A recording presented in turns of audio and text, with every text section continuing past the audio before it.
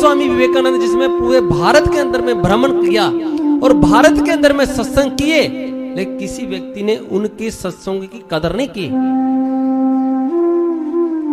जिस समय अमेरिका के अंदर में भाषण दिए उन्होंने, वहां पे उन्होंने भारत का ध्वज फहराया वहां पे, तो जब वहां से वापस लौटे तो तब भारत के लोगों ने स्वामी विवेकानंद का सम्मान किया, तब कदर की।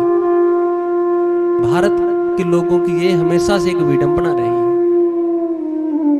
इसलिए भारत की जो संस्कृति है सबसे गहन रहस्यमयी, जो ब्रह्मांडे सोई पिंडे, क्योंकि भारत के ऋषि मुनियों ने जो कुछ ब्रह्मांड में घटित हो रहा है वो इस पिंड में भी हो रहा है, इन दोनों का समन्वय किया।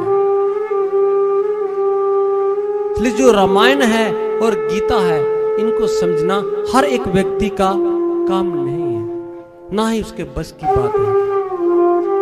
रामायण के अंदर में एक प्रसंग आता है, उस प्रसंग को थोड़ा सा लेते हैं। वाल्मीकि रामायण में एक प्रसंग आता है अहिल्या का, कि गौतम ऋषि की पत्नी अहिल्या, जो कि बहुत ही रूपवान थी, बहुत सुंदर थी, और एक रोज इंद्र जो है, स्वर्ग का राजा इंद्र, वह उनके सौंदर्य के ऊपर में मोहित हो गया। तो मोहित होने के बाद उन्होंने मुर्गे का वेश धारण करके फिर दूसरे पहर में ही उन्होंने बांग दी। तो जो ऋषि गौतम थे वह स्नान करने के लिए चले गए, क्योंकि ऋषि गौतम का ये नित्य नियम था कि जैसे ही रात का चौथा पहर होता था, अर्थात 3 बजते थे, तो वह 3 बजे उठ के नदी में स्नान करने के लिए जाया करते थे, और स्नान करने के बाद आकर वह अपने ध्यान साधना किया करते थे, प्रभु की भक्ति किया करते थे। ये जो है उनका एक नित्य नियम था, नित्य कर्म था उनका। रोज सुबह उठना, चाहे आंधी हो, तूफान हो, बारिश हो, कुछ भी हो, रोज सुबह 3 बजे उठना और गंगा जाना, वहां पे स्नान करना, और स्नान करने के बाद आकर ध्यान साधना करना। लेकिन एक दिन क्या होता है, जब इंद्र उनकी पत्नी पे, अहिल्या पे मोहित हो जाते हैं, तो मुर्गे का रूप धारण करके, अभी दूसरा ही पहर होता है, 9 बजे से लेकर 12 बजे, 3 घंटे का पहर होता है। 9 बजे से लेकर 12 बजे तक दूसरा पहर। जैसे दूसरा पहर खत्म होता, तीसरा लगता ही है, तो उसी समय मुर्गा बांग देता है। तो उस समय लोग मुर्गे की बांग से ही उठा करते थे। ऋषि गौतम उठे और गंगा स्नान करने के लिए चल दिए। जब गंगा में पहुंचे तो गंगा जो है, वहां से आवाज आई कि क्या बात है ऋषि गौतम जी, आज आप इतनी जल्दी कैसे आ गए? तो उन्होंने कहा कि नहीं, मैं तो अपने ही समय से आता हूं। तो तब गंगा ने कहा, नहीं, अभी तो दूसरा ही पहर है रात्रि का, अभी चौथा पहर नहीं आया है। तो उस समय ऋषि गौतम वापस आते हैं और वह समझ जाते हैं कि जरूर कुछ न कुछ छल हुआ है। जैसे ही वापस आते हैं अपने घर पे, तो वह उस समय इंद्र को जाते हुए देख लेते हैं। जिसमें ऋषि गौतम नदी में स्नान करने के लिए जाते हैं, तो इंद्र जो है ऋषि गौतम का रूप बनाकर अहिल्या के साथ में छल करता है। तो ऋषि गौतम जाते हुए देख लेते हैं इंद्र को, और उसी समय उसको शाप दे देते हैं। और उधर जो अहिल्या है, अहिल्या को भी शाप दे देते हैं कि जा, तू जड़बत हो जाएगी। और जिस समय त्रेता युग में भगवान राम आते हैं, तो तब अहिल्या के इस शाप को दूर करते हैं। जिस समय ये घटना हो रही थी, उस समय सतयुग चल रहा था। लेकिन जब अहिल्या को ऋषि गौतम शाप देते हैं, तो अहिल्या को अपनी गलती महसूस होती है, उसको अपनी गलती का एहसास होता है। तो उस समय माफी मांगती है कि मेरे से गलती होगी, तो कृपया आप मेरा उद्धार कैसे होगा ये बताएं। तो तब कहते जब त्रेता युग में भगवान राम आएंगे तो उनके द्वारा ही तेरा ये शाप दूर होगा, उनके द्वारा ही तेरा उद्धार होगा। तो तब कहती है कि त्रेता युग, वो तो अभी तो सतयुग चल रहा है प्रभु, परंतु त्रेता युग तो सतयुग के बाद में द्वापर युग आएगा, द्वापर के बाद में त्रेता युग आएगा। पहले सतयुग, फिर द्वापर, एक के बाद दो और दो के बाद तीन त्रेता, फिर कलयुग। तब उन्होंने कहा कि बहुत अभी दूर है, अभी तो मात्र सतयुग चल रहा है, फिर द्वापर आएगा, फिर त्रेता आएगा, तो क्या तब तक मैं ऐसे ही जड़वत पड़ी रहूंगी? आप मुझ पे दया करिए। तो तब ऋषि गौतम कहते हैं कि ठीक है। ऋषि गौतम अपनी शक्ति के द्वारा युग को परिवर्तित कर देते हैं। जो पहले द्वापर आने वाला था, द्वापर की जगह त्रेता युग को कर देते हैं और त्रेता को द्वापर की जगह कर देते हैं अपनी शक्ति के द्वारा। वहां से युग परिवर्तन होगा। अब ये जो प्रसंग है, अब ये प्रसंग क्या सामान्य प्रसंग है? इस प्रसंग को हर एक व्यक्ति समझ लेगा क्या? अब यहां पे इस प्रसंग को हम बाहरी प्रकाश डालते हैं, पहले भौतिक स्तर पे इसका प्रकाश डालते हैं। बहुत सारे लोग कहते हैं कि अहेलिया जो थी निर्दोष थी। अहेलिया को नहीं पता था कि इंद्र जो है वो वेश बदल के आया है आप उसी के पति का, इसलिए वो निर्दोष थी। और यही प्रश्न महाराज जी के पास में भी किसी ने भेजा था कि महाराज जी अहेलिया तो निर्दोष थी, फिर उसको शाप क्यों मिला? तो तब महाराज जी ने बहुत सुंदर उत्तर दिया। महाराज कहते हैं अहेलिया निर्दोष थी।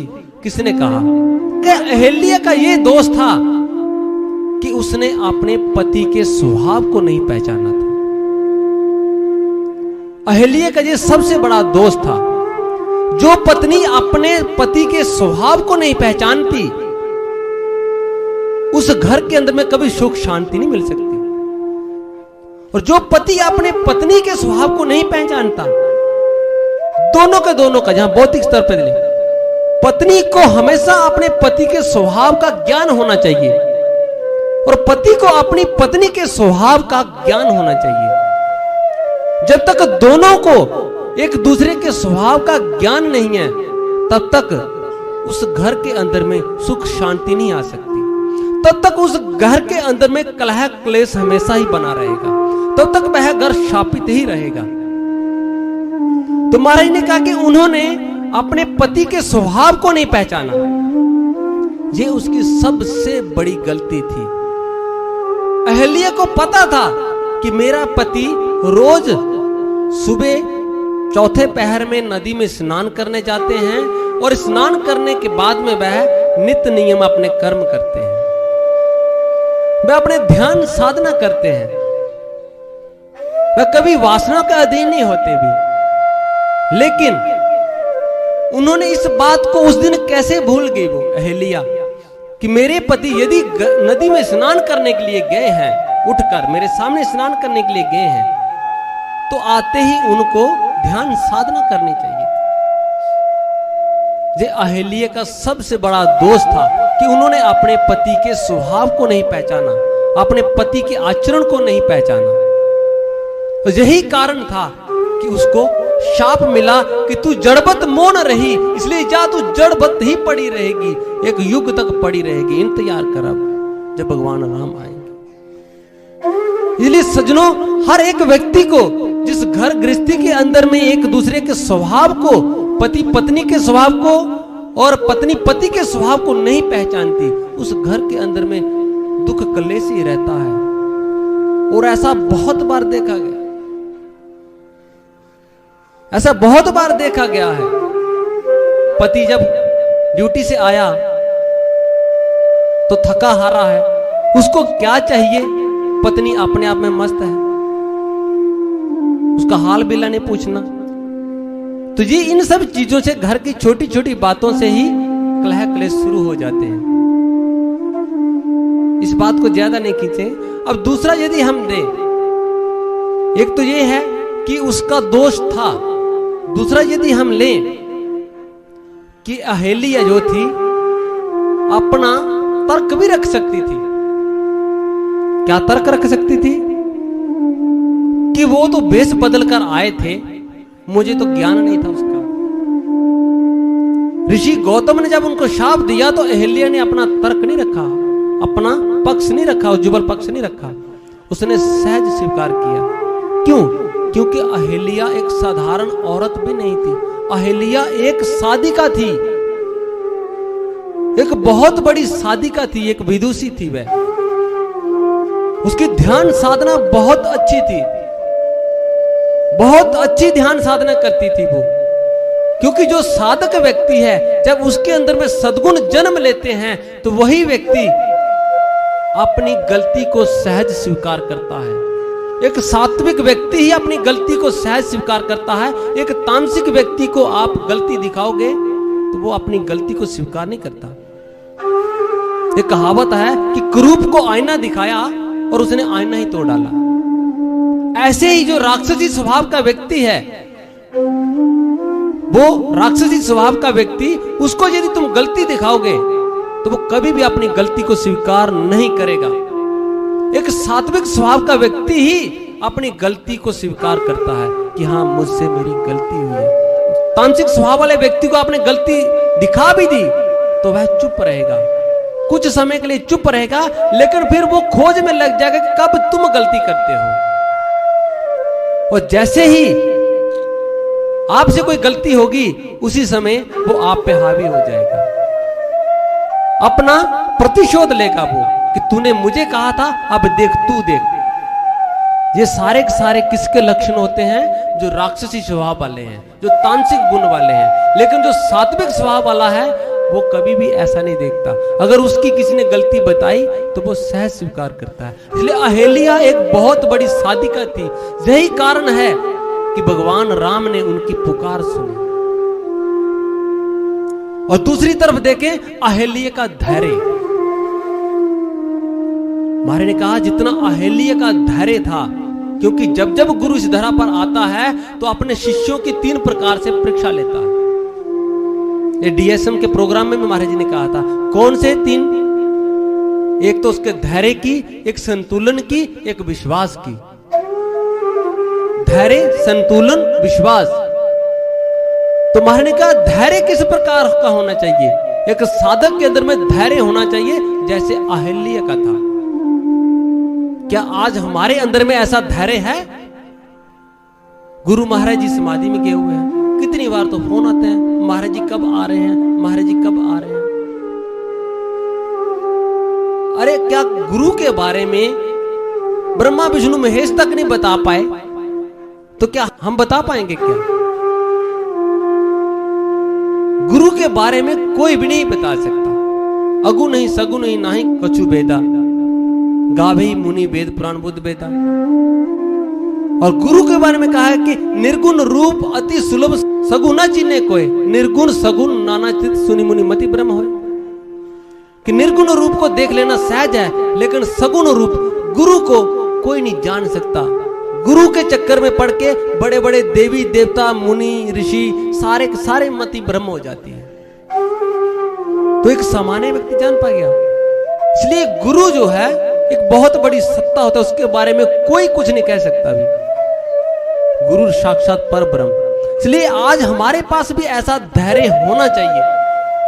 महाराज समाधि में गए हैं तो हमारे पास ऐसा धैर्य होना चाहिए जैसा कि अहिल्या का था। हमें विश्वास होना चाहिए जैसा अहिल्या का था। अहिल्या को विश्वास था कि एक ना एक दिन भगवान राम आएंगे और मेरा उद्धार करेंगे। इसलिए वो धैर्य था उनके पास में, और धैर्य, अपने धैर्य को बनाए रखा उन्होंने, अपने धैर्य को टूटने नहीं दिया, अपने संतुलन को बनाए रखा उन्होंने। हम भी ब्रह्म ज्ञानी हैं, हम भी साधक हैं, हम भी इस धर्म के मार्ग पे चल रहे हैं। इसलिए हमारे पास भी ऐसा ही अहिल्या की तरह धैर्य होना चाहिए, दृढ़ता होनी चाहिए, विश्वास होना चाहिए। क्या ऐसा है हमारे पास विश्वास?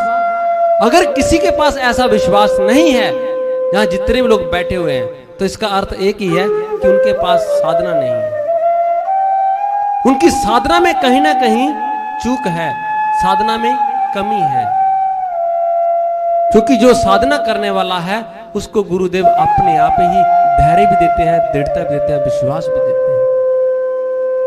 तीनों के तीनों उनको गुण अपने आप ही दे देते हैं।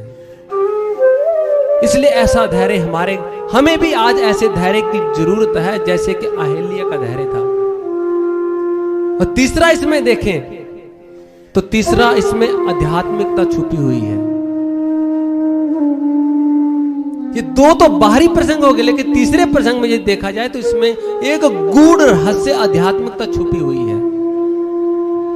क्या है कि गौतम कौन है? गौतम का अर्थ क्या है? गो मतलब इंद्रियां और तम अंधकार। ये संपूर्ण सृष्टि अंधकार में है। ये संपूर्ण जो जगत दिखता है, इंद्रियों के द्वारा दृष्टिगोचर होता है, ये सारे का सारा अंधकार में है। तो ये चीज है कि जितनी भी सृष्टि है अंधकार से परिपूर्ण है। इसलिए गौतम का अर्थ होता है जो अंधकार से परिपूर्ण हो। और अहिल्या का अर्थ जो हिल ना सके। मतलब नहीं, हिल्य मतलब जिसमें चेतना नहीं है, जिसके अंदर में चेतना नहीं है, जो जड़वत है, वही अहिल्या है। और इंद्र कौन है? इंद्र है देवताओं का राजा, अर्थात इंद्रियों का राजा मन। मन इंद्रियों का राजा है और यही इंद्र है। और अहिल्या जो हिल नहीं सकती वो हमारी आत्मा है, जीवात्मा। और ये जो गौतम है ये क्या है? ये संपूर्ण प्रकृति है। ये आत्मा इस प्रकृति की सीमा में आने से पहले चेतन थी। उस समय अहिल्या नहीं थी। ये इस संपूर्ण ब्रह्मांड के अंदर में जो भी तुम जड़ और चेतन देखते हो, ये सारे का सारा ईश्वर के द्वारा रचित है। इसलिए कहा कि अखंड मंडलाकारम व्याप्तम येन चराचरम, कि पूरे का पूरा ब्रह्मांड जो भी तुम जड़ और चेतन दोनों में देखते हो, तो वास्तविकता में ईश्वर की ही अभिव्यक्ति है। ईश्वर की सत्ता के अलावा दूसरी कोई सत्ता है ही नहीं। फर्क सिर्फ इतना है कि जिस वस्तु के अंदर में चेतना की मात्रा कम है वह जड़ है, और जिस वस्तु के अंदर में चेतना की मात्रा अधिक है वह क्रियाशील है। एक पत्थर के अंदर में भी चेतना होती है, आपको ज्ञान होना चाहिए। पत्थर भी बढ़ता है धीरे धीरे, लेकिन उसके अंदर में चेतना होते हुए भी वो अचेत है। क्यों? क्योंकि उसके अंदर में चेतना बहुत ही अल्प मात्रा में है। आप जो भी ये दीवारें, ये वस्तुएं सब देख रहे हो, सब की सब ईश्वर की ही अभिव्यक्ति है, लेकिन इनके अंदर में चेतना बहुत ही सुप्त अवस्था में पड़ी रहती है। इसलिए हमें ये जड़वत देखते हैं। एक मनुष्य ही एक ऐसा प्राणी है जिसके अंदर में समस्त देवी देवता, समस्त योनियों के प्रति सबसे ज्यादा चेतना मनुष्य में जागृत है। इसलिए वह कर्म करने के लिए भी स्वतंत्र है। परंतु मनुष्य उसी ईश्वर की अभिव्यक्ति है। ये जीवात्मा उसी ईश्वर का अंश है। और एक मनुष्य योनि में आकर ही ये पूर्ण चैतन्य हो सकता है। एक मनुष्य योनि ही एक ऐसी योनि है जिसमें आकर ये अंश जो है ये स्वयं ईश्वर हो सकता है। ईश्वर अंश जीव अविनाशी, कि ये अंश भले ही ये ईश्वर का अंश है, लेकिन हमारे अंदर में वैसी शक्तियां क्यों नहीं है? हम सर्वव्यापक क्यों नहीं है? हम सर्वशक्तिमान क्यों नहीं है? हम सर्वंतर्यामी क्यों नहीं है? क्योंकि हमारे अंदर में जो चेतना है वह सुप्त अवस्था में पड़ी है, जड़वत है।